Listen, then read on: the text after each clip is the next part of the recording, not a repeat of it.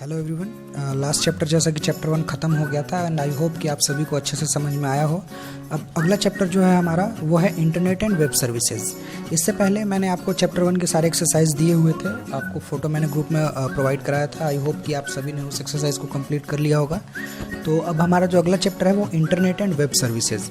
देखो, इंटरनेट का डिफिनेशन मैंने पहले ही आपको बताया है, और वेब सर्विसेज मतलब क्या होता है? As the services which we are serving और getting through internet are known as web services. मतलब कि ऐसी सुविधाएं, फैसिलिटीज़ या सर्विसेज जिन्हें हम वेब के हेल्प से गेन करते हैं, ऑकर करते हैं या फिर लेते हैं, उसे हम वेब सर्विस बोलते हैं। ठीक है, अब इस चैप्टर में हम क्या क्या पढ़ेंगे आप ये देख लो। सबसे पहले कंप्यूटर को इंटरनेट से कैसे कनेक्ट करते हैं ये देखेंगे। फिर उसके बाद इंटरनेट से हम कैसे डेटा रिट्रीव करते हैं या जो भी हम चाहते हैं सर्च करना वो कैसे सर्च करते हैं वो देखेंगे। उसके बाद फिर ईमेल एंड सर्च इंजन्स के बारे में हम पढ़ेंगे। उसके बाद वीडियो कॉन्फ्रेंसिंग एंड चैटिंग के बारे में पढ़ेंगे। उसके बाद FTP and telnet, file transfer protocol और टेलनेट क्या होता है उसके बारे में पढ़ेंगे। फिर ब्लॉग क्या होता है हम उसके बारे में देखेंगे। और ब्लॉग में होता है news group, e learning, e commerce, mobile ticket, e banking, online shopping, online reservation and e groups. इन सभी चीज़ों के बारे में हम देखेंगे।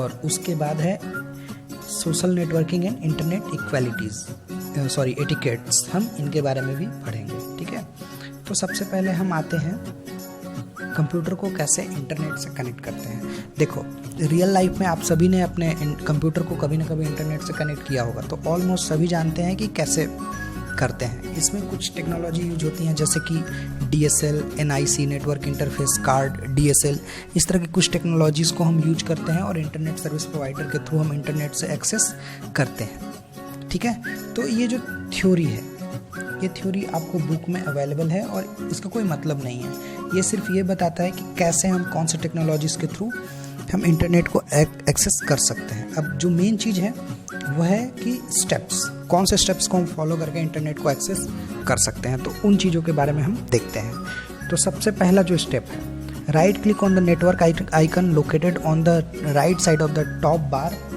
That lies on the top of the desktop, a content menu appears. देखो, आप यहाँ पे देख सकते हो, यहाँ पे एक नेटवर्क का सिंबल होता है जो कि इस पे राइट साइड के टॉप में है, लेकिन हम जो कंप्यूटर यूज करते हैं उसमें बेसिकली वो बॉटम में होता है राइट साइड की ओर। ठीक है, जो नेटवर्क का लोगो दिखता है उस पर आपको सिंपली क्लिक करना है और कुछ नहीं करना है।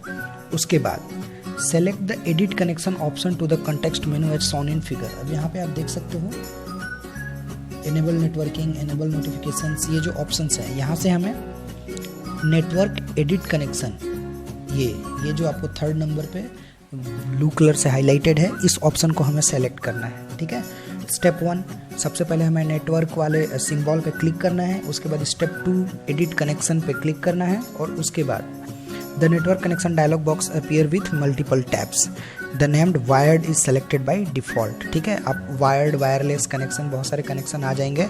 आप जब क्लिक करोगे तो आपको दिख जाएगा वो। ठीक है, उसमें डायल अप कनेक्शन भी होता है।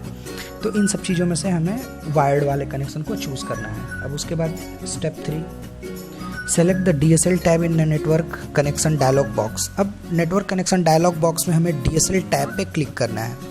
उसको क्लिक करने के बाद क्या होगा, click the add button in DSL tab of the network connection dialog box as shown in figure. अब जैसा कि फिगर में है, हमें नेटवर्क कनेक्शन में DSL टैब पे ऐड बटन पे क्लिक करना है। ठीक है, the editing DL connection dialog box appear. जैसे ही हम ऐड करने के लिए ओपन करेंगे, एक editing DSL connection box open हो जाएगा। ठीक है, अब उसके बाद जो भी कनेक्शन नेम है उसे हम उसमें सिंपली टाइप कर देंगे और उसके बाद हम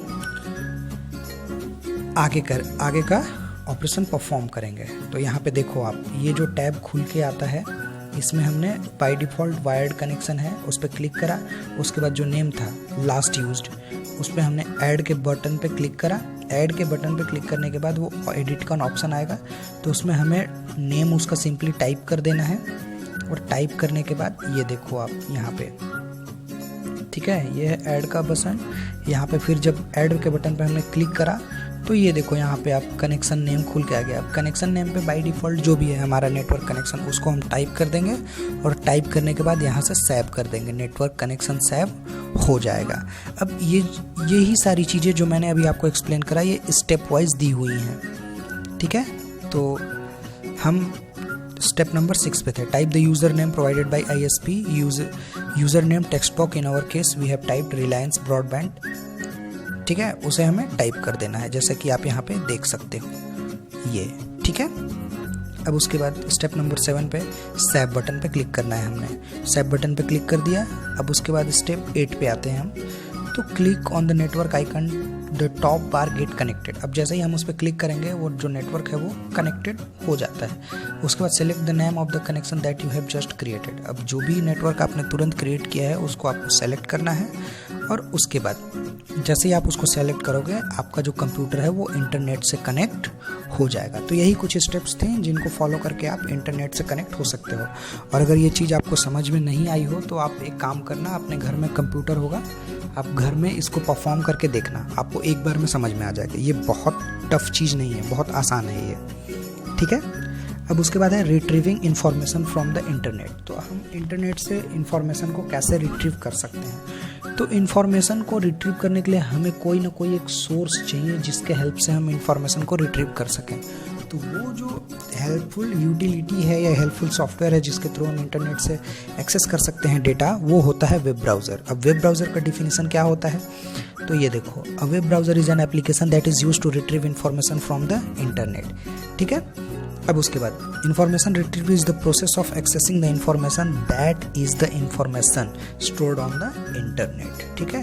मतलब कुल मिला के अगर हमें इंफॉर्मेशन रिट्रीव करना है तो सिंपली हमें वेब ब्राउज़र यूज करना है। अब वेब ब्राउज़र से कैसे हम इंटरनेट को एक्सेस कर सकते हैं, तो सबसे पहले आप इसको पढ़ लेना, मैं अपने लैंग्वेज में बता देता हूँ, ठीक है। तो सबसे पहले क्या करेंगे हम, सिंपली कोई भी एक वेब ब्राउज़र, चाहे वो इंटरनेट हो, इंटरनेट एक्सप्लोरर हो, मोजिला फायरफॉक्स हो, गूगल क्रोम हो या कंपास हो या कोई भी वेब ब्राउज़र हो, आपको सिंपली अपने कंप्यूटर में इंस्टॉल करना है। इंस्टॉल करने के बाद उसको ओपन करना है। अब जैसे ही आप उसको ओपन करोगे, ओपन करने के बाद उस पर या तो बाय डिफ़ॉल्ट गूगल या फिर बिंग या फिर बाइडू, ये कुछ सर्च इंजन है जो ओपन हो जाते हैं। हर सॉफ्टवेयर का, हर वेब ब्राउज़र का अलग अलग होता है। तो हम गूगल को पकड़ के चलते हैं। तो मान लो गूगल खुल गया बाय डिफ़ॉल्ट, गूगल का जो होम पेज होता है वो ओपन हो गया।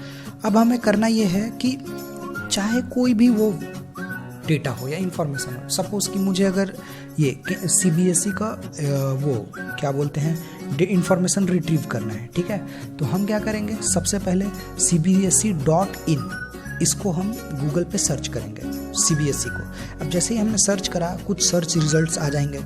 अब जैसे ही कुछ सर्च रिजल्ट आएंगे उसमें जो ऑथेंटिक वेबसाइट है CBSE का उस पर हम सिंपली क्लिक कर देंगे। अब जैसे ही हम सिंपली क्लिक कर देंगे, हर एक इन्फॉर्मेशन जो कि CBSE से रिलेटेड है वो आपके वेब ब्राउज़र के थ्रू आप एक्सेस कर सकते हो। आप यहाँ पे एग्जांपल में देख सकते हो, ठीक है। तो आई होप कि यहाँ तक आप सभी को अच्छे से समझ में आया होगा। अब इसके बाद का हम आगे कंटिन्यू करेंगे।